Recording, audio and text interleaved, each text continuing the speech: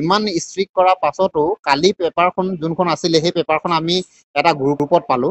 Actually আপোনালোকৰ যোনখন paper আছিলে SLRC যোনখন পেপাৰ 3 2024 পেপাৰ এখন পেপাৰ 3 হয় এই পেপাৰখন গোটেই পেপাৰখন মানে এক্সাম শেষ হোৱাৰ পাছতে লগত কেনেকৈ মানে যদি এক্সামৰ বাহিৰত নিব দিয়া নহয় মানে এক্সাম শেষ হোৱাৰ পাছত নিব দিয়া নহয় কিন্তু এক্সামৰ পেপাৰখন কেনেকে লিক হ'ব পালে বা পাছদিনাখন কেনেকে লগত লিক হ'ব পালে সেইটো কথা আমি ৰহস্যটো মই বুজি নাপালো। এতিয়া আপোনালোকে চাওক আপোনালোকৰ গোটেই কুৱেশ্যন পেপাৰখন ইয়াতে আছে।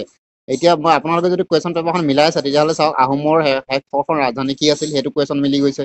শ্ৰীমন্ত শংকৰদেৱৰ বুঢ়ী আই আইতাকৰ নাম কি আছিলে সেইটো কুৱেশ্যন আপোনালোকৰ আহিছিলে। গোটেই কুৱেশ্যন পেপাৰখন ইয়াতে আছে চাওক আপোনালোকে তো ইয়াতে মিলাই চাওক মহীশূৰ সিংহৰ ৰূপে কোন জনাজাত আছিল। তো আপোনালোকে চাওক গোটেই 5 নম্বৰ কুৱেশ্যনটো চাওক দ্বিতীয় বিশ্বযুদ্ধৰ সময়ত নিম্নলিখিত কোনখন দেশে অক্ষ গোটৰ অংশীদাৰত আছিল সেইখিনি গোটেইখিনি চাওক। তো আপোনালোকে যদি ভিডিঅ'টো চাই আছে নিশ্চয় আপোনালোকে শ্বেয়াৰ কৰি দিয়ক। আপোনালোকৰ গোটেই কুৱেশ্যন পেপাৰখন ইয়াতে আছে। তো ইয়াতে আছে নিম্নলিখিত কোনখন দেশৰ সৈতে অসমে আন্তৰ্জাতিক সীমা স্পৰ্শ কৰে। তো আপোনালোকৰ যোনখন কুৱেশ্যন পেপাৰ হয় সেই কুৱেশ্যন পেপাৰখন কেনেকৈ লিক হ'ব পালে। তো আপোনালোকে বা অসম চৰকাৰক মই এটা কথা সুধিবলৈ বিচাৰো যে আপোনালোকে ইমান কঠোৰতমৰ পাছত পাছদিনাখন মানে কি হ'ল এক্সামৰ বাহিৰলৈ যোৱাৰ পাছত কিয়নো কুৱেশ্যন পেপাৰখন লৈ যাব নিদিয়ে কিন্তু কুৱেশ্যন পেপাৰখন লগত তাৰ পাছদিনাখনেই লগত মই এটা গ্ৰুপত পালো আৰু গ্ৰুপত কেনেকে আহিবলৈ পালে মই এইটো কথা নাজানো। কিন্তু আপোনালোকৰ পৰা এটা মানে বা চৰকাৰৰ পৰা এটা অনুৰোধ বিচাৰো যে এই কুৱেশ্যন পেপাৰখন কেনেকৈ লিক হ'ব পালে। চ' আপোনালোকে যদি ভিডিঅ'টো চাই আছে তেতিয়াহ'লে নিশ্চয় শ্বেয়াৰ কৰি দিয়ক।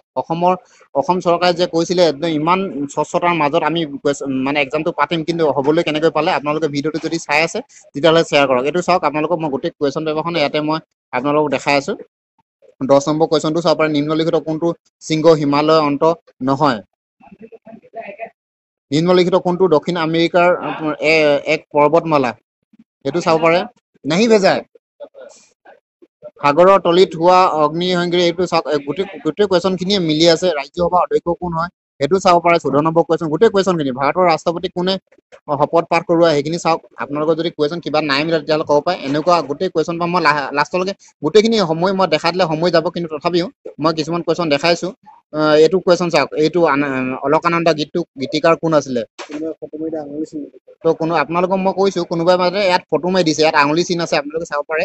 এইটো এটা ইয়াৰ আঙুলি চিন আছে কোনোবাই চাগে এইটো ফটো মাৰি দিছিলে।